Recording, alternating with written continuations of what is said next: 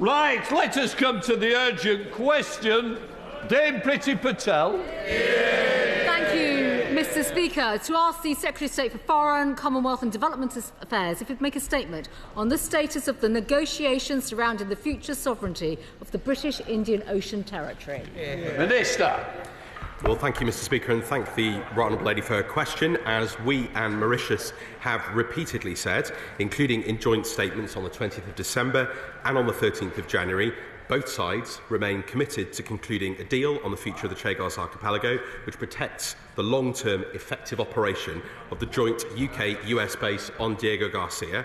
We are now working with Mauritius to finalise the agreement, and while it is in everybody's interest to progress the deal quickly, we have never put an exact date on it, and we do not intend to do so now.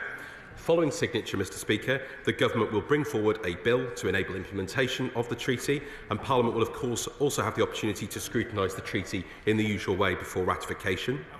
Can I repeat, Mr Speaker? The Government inherited a situation where the long-term future of the military base was under threat.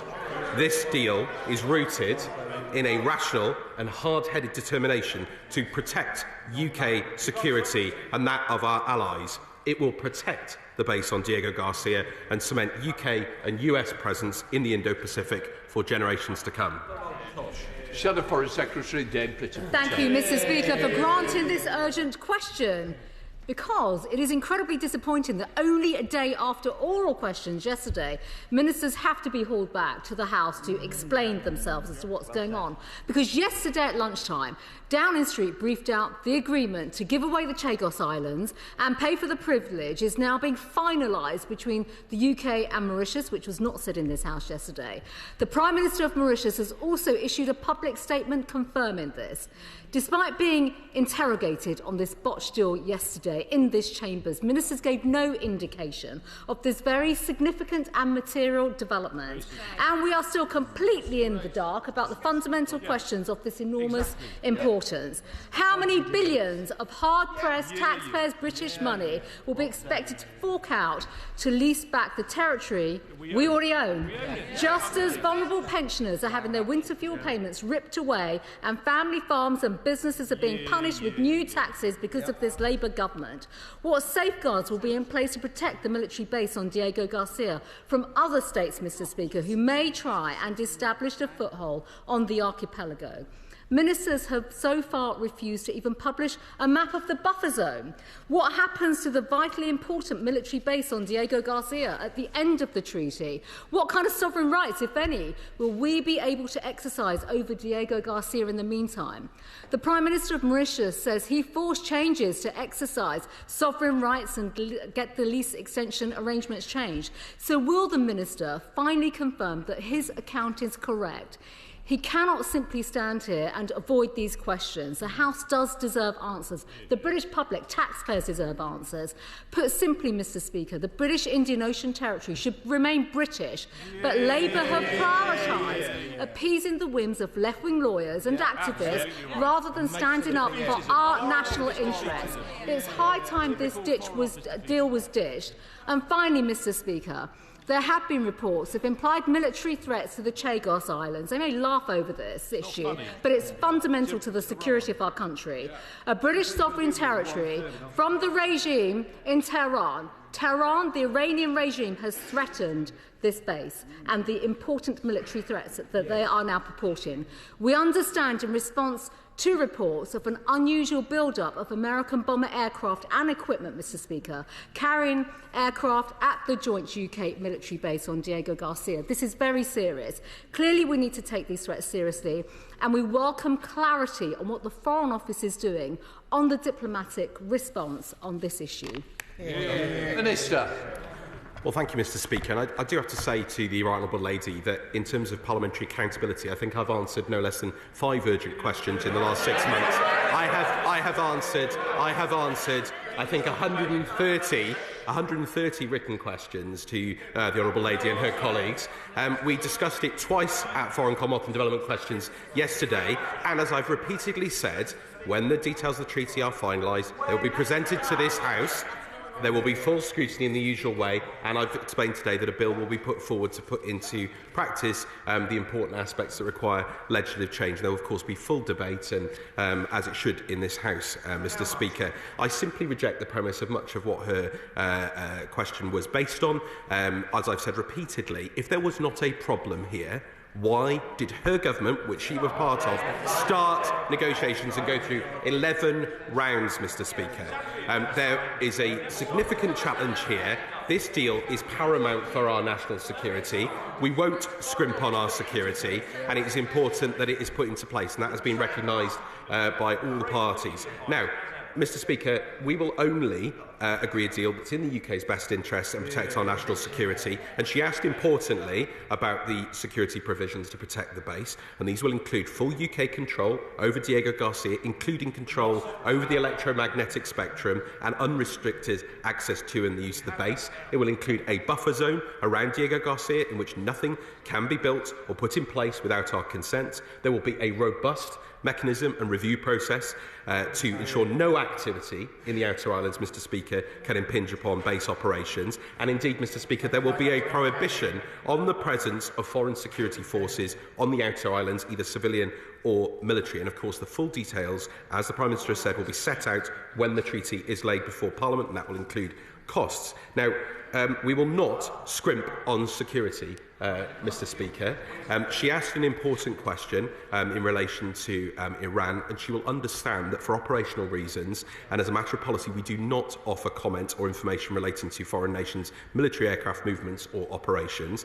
And the UK, in close cooperation with our allies in the United States, closely monitor the security environment in the Indian Ocean region in order to identify and mitigate any potential threats to the base on Diego Garcia. McDougall. Thank you, Mr. Speaker. I share the Minister's bafflement at the opposition's utter obsession with this issue. So, could the Minister confirm that under this agreement, the vital US-UK military base and its operations will be completely unaltered? Minister. Mr. Speaker, I share my honourable friend's bafflement at this. With so many issues going on in the world, I do question the number of times that this has been raised, and we've answered all those questions that I set out before.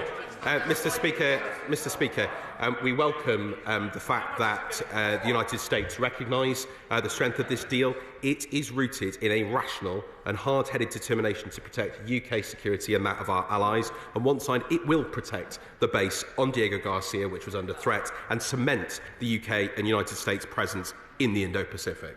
Helen Maguire, Liberal Democrat spokesperson. Thank you, Mr. Speaker. Following yesterday's intervention by President Trump, it appears that the White House has the final say of the future of sovereign British territory. Meanwhile, the Chagossians continue to be ignored. The process of securing this deal has been shambolic. Chagossians have been denied their right to a say, and it's shameful how they have been treated. Will the Minister confirm whether there are any plans to ensure the Chagossians are finally included in discussions at this 11th hour in the negotiations? Hard-working families around the country will rightly be questioning why the government seems to be willing to reportedly negotiate such significant payments to Mauritius at a time when winter fuel payments have been scrapped. The confected consternation of the Conservatives is also confusing.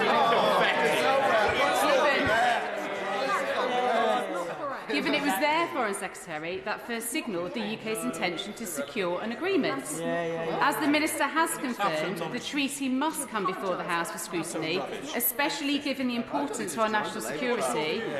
Can the Minister confirm when this will happen and that this House will have a vote on any final deal? Minister.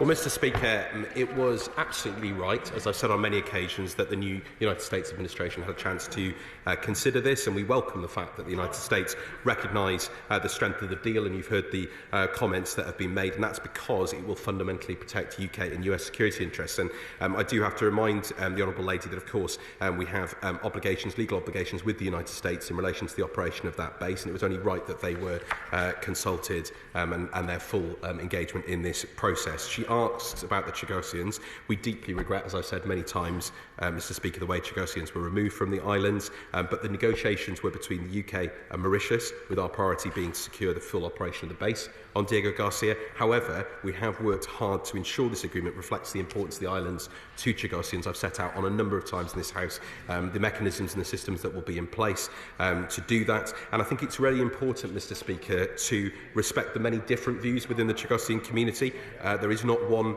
settled view. For example, the Chagos Refugees Group, one of the largest Chagosian groups, has in fact welcomed the agreement. Ballinger.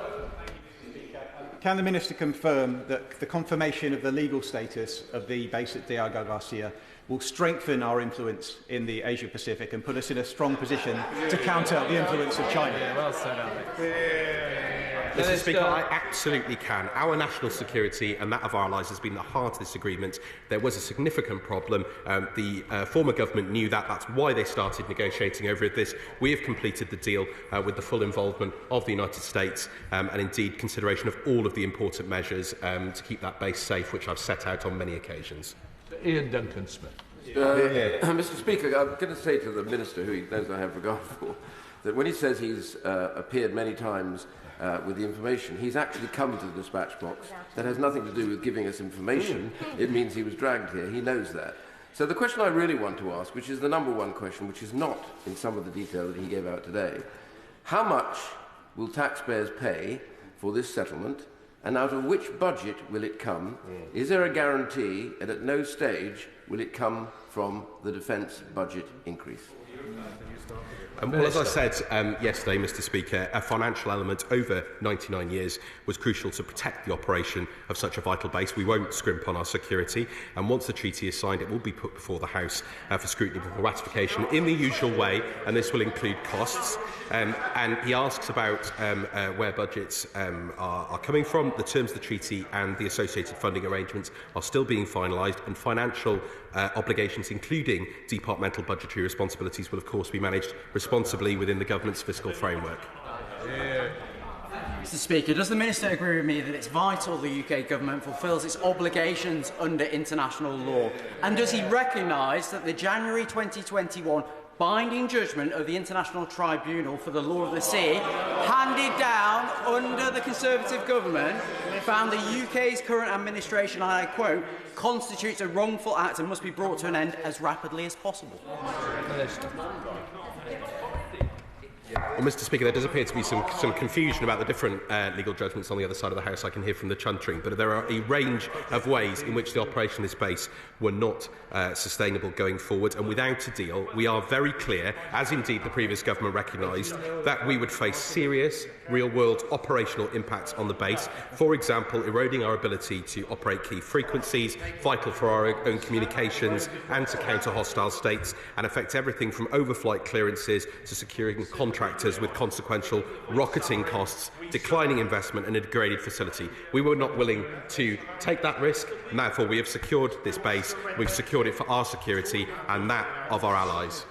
Dr. Andrew. Thank you, Mr Speaker. The United States is busy increasing its presence on Diego Garcia, most recently with its B-2 Spirit aircraft, probably facing towards Iran. Given that, how much will the Trump White House be contributing to the endowment that the Minister proposes to hand to Mauritius?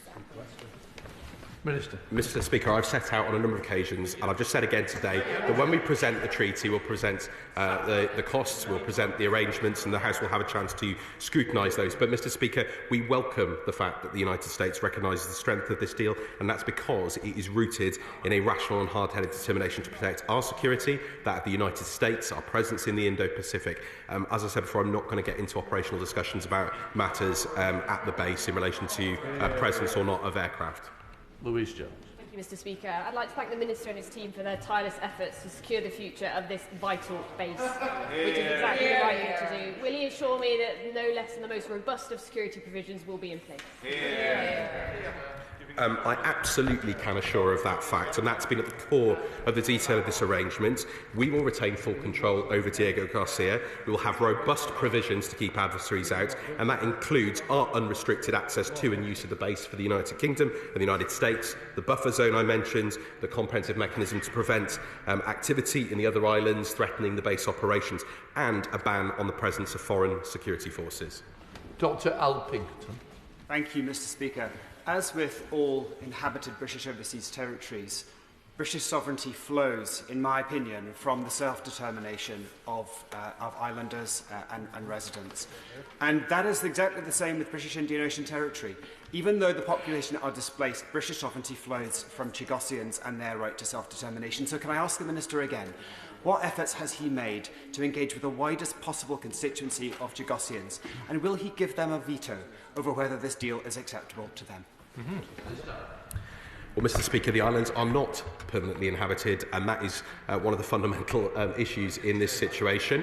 As I've said repeatedly, we are doing many things that are going to be supportive of the Chagosian community.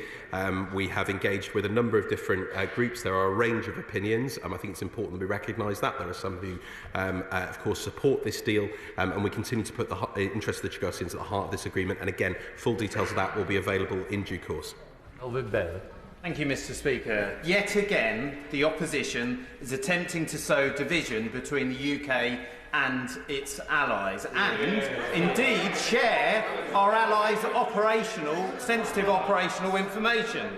If they succeed, this would have impacts on our strategically vital relationships with the US and India too. Does my right honourable friend agree with me that the opposition could consider waiting until the treaty is ready for scrutiny rather than damaging our vital national interests in this way?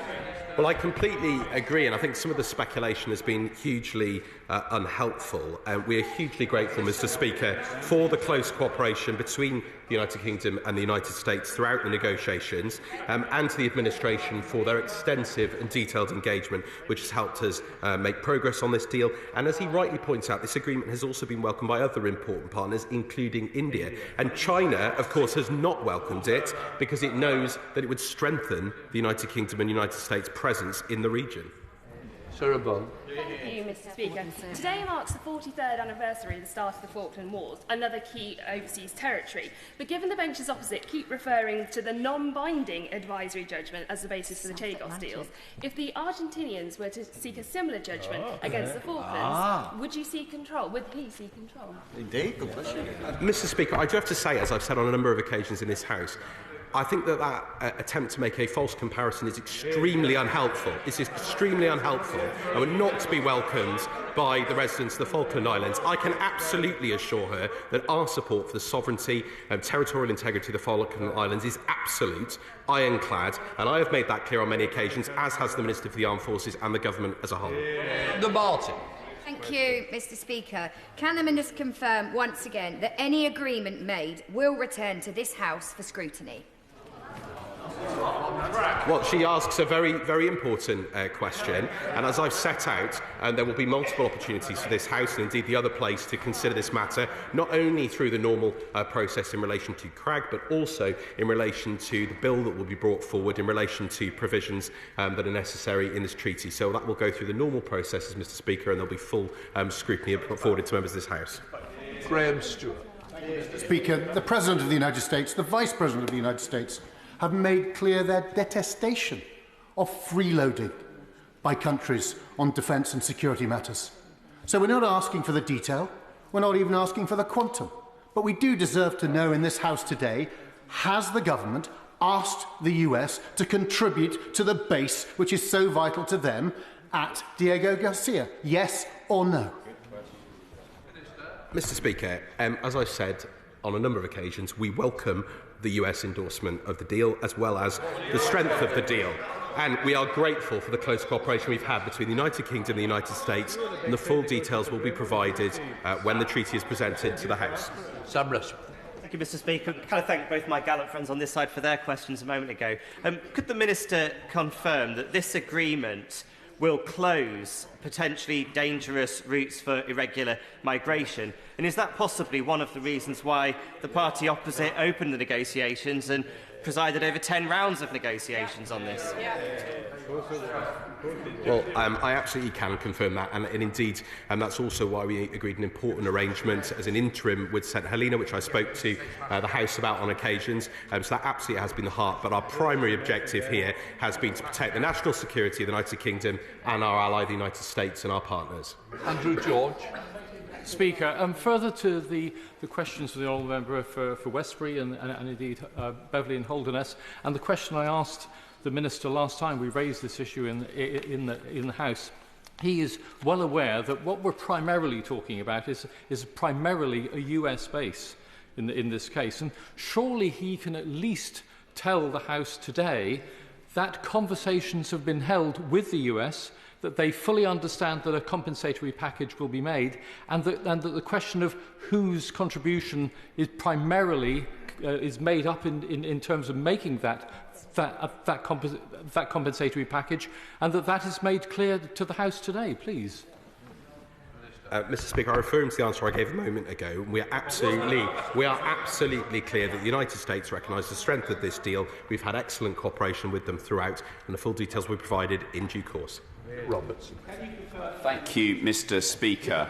Not only is the government preparing to give away sovereign British territory, it's preparing to pay for the privilege of doing so by handing over billions to Mauritius. Now, the Minister can't say where the money's coming from, but can he at least agree with me it would be better spent restoring the winter fuel payment to pensioners in need, and it would be better spent relieving social care, hospices and charity from their national insurance increases here in the UK, rather than being handed over to Mauritius? Well, quite frankly, Mr. Speaker, he negates, of course, to mention the absolute shocking mess that his former government left us to inherit. And I have been very clear in this House on many occasions, we will not scrimp when it comes to the national security of this country, whether it's in relation to Diego Garcia, whether it's related to investment in defence and our armed forces. That is exactly what my honourable friend has been setting out, and the Defence Secretary, in terms of our wider defence spending, and it is exactly what we are doing in this deal, is to protect our national security and defence and that of our ally, the United States. Neil Chesterhead. Thank you very much, Mr. Speaker. And the Minister will have heard the feelings of the House. So can he provide the specific guarantees that the Foreign Secretary has secured in relation to preventing hostile states such as China from increasing their influence in the Chagos Islands, whilst we as a nation are still paying for them? Well, he has asked an important question. I've answered it a number of times, but just to reiterate, there will be robust security provisions in that regard, and that's why China has not welcomed this deal. We will have full UK control with the United States over Diego Garcia. We will have a buffer zone around Diego Garcia. We will have a robust mechanism to ensure no activity in the outer islands can impinge on the base operations, and crucially, a prohibition on the presence of foreign security forces on the outer islands, either civilian or military. Jerome Mayo. What a disgrace this shabby Chagos deal is turning out to be. Labour can't even give away our national security. They're going to pay billions of pounds to Mauritius for the pleasure of it. And instead of raising taxes on people and businesses in this country, why doesn't he stand up for Britain and stop this deal? Mr. Speaker, we are standing up for Britain by defending our security and that of our allies, and we won't scrimp on that, Mr. Speaker. This is absolutely critical to secure the operation of this base. It is crucial to our interests and that of our allies. And if there wasn't a problem, as I've asked many times, why did his former government start negotiating over this? Mike Martin. Thank you, Mr. Speaker. Perhaps this is a question for the Minister of the Armed Forces, I notice is also on the front bench. The buffer zone, can the Minister state categorically that it will be sufficiently wide to protect all the capabilities on that base? Yes. Thank you, Mr. Speaker. Surrendering sovereign territory based on a non-binding legal judgment and forking out taxpayer money for the privilege. What kind of deal is that? Done behind closed doors and evading the scrutiny of this House. Does the Minister agree with me that this is a deal, is a prime example of what happens when you have a government of lawyers for lawyers rather than a government for the British people? Mr. Speaker, I simply reject the premise of his question. The government inherited a situation where the effective operation of the base was under threat, and claims that we negotiated this deal simply because of the 2019 ICJ advisory opinion are simply wrong. That is not the only challenge that we faced, as the previous government knows, and without a deal, Mauritius would have inevitably pursued a legally binding judgment. There would be huge implications to that. Without a deal, we'd affect the real-world operational functionality of that base. That is so crucial to our national security and that of our allies. Will invest rejected. Thank you, Mr. Speaker. The Minister made reference to the UK having full control over Diego Garcia, but earlier this month I received a response from the Minister where he stated to me that the right to operate and maintain the naval support facility Diego Garcia is held by the Government of the United States. This includes functions as are necessary for the development, use, maintenance, operation and security of the facility. So, could he explain what control we would have over the naval support facility Diego Garcia in the event that US and UK defence priorities do not align, and at what level does the control over the base apply? Very good question. Well, you asked some important questions. The US, of course, operate their naval support facility. I'm not going to get into the operational details of that for obvious reasons, but the full details will be provided. But I can absolutely assure him that we will have control over Diego Garcia, and we will be working closely with the United States over that. All right. Deborah. Thank you, Mr. Speaker. As we come to the end of this urgent question, I'm still no clearer on any of the substance of this disastrous deal. So it's allowing us to now assume across the House. So given that the Minister of Defence is sat next to the FCDO Minister, can we assume that this deal will be coming out from the Ministry of Defence? Well, naturally, the Foreign Office and the Ministry of Defence work closely together on this matter, and indeed all across government. But I've been very, very clear that the terms of the treaty and the associated funding arrangements are still being finalised, and the responsibilities will be managed responsibility within the government's fiscal framework. But in terms of understanding the reasons for this deal and why it's necessary, I perhaps suggest that he asks some of his former ministerial colleagues on the other side.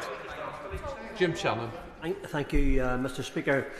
The Minister is an incredibly honourable man. He's much liked in this House, so I have to say this with all gentleness, if I can, if he doesn't mind that. My constituents are saying to me that the deal with the Indian Ocean Territory is overwhelming, and the cost factor is something that they can't quite understand, and neither can I. So does the Minister understand why pensioners in my Strangford constituency and across this great United Kingdom of Great Britain and Northern Ireland are wondering why at a time of the reduction of help and aid, government is handing sovereignty of land over and then renting the land back at a price to the public purse? And will the Minister outline where will the money come from when it has been decided that pensioners and ill people and PIPs can't have the support they deserve due to the lack of money within government? Thank you. Thank you, Mr. Speaker. I know the honourable gentleman asked this question with sincerity, and he is much liked in this place too. And what I would suggest that he says to his constituents is to make clear that a financial element to this deal was, of course, crucial to protect the operation. That's crucial for the security of his citizens in Strangford. It's crucial for the citizens of the United Kingdom. It's crucial for the United States and our interests overseas. Some of the figures that have been being quoted in the media are simply inaccurate. And, of course, this is over a 99-year period. We won't scrimp when it comes to our security. It's important we invest in it. That's exactly what this government is doing. Okay. Mr. Speaker. Is it relevant to the questions you just had? Point of order, Amanda Martin. It's linked to the Liberal Democrat spokesperson's comments. Am I able to say? In her overview and questioning of the Minister, the Liberal Democrat spokesperson noted the winter fuel payment had been scrapped. Mr. Speaker, this is simply not true. The winter fuel payment has not been scrapped. It has been mean-tested, and to say otherwise is misleading.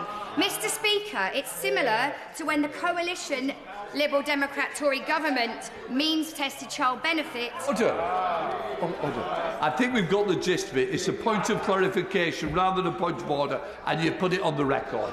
Right. Let's just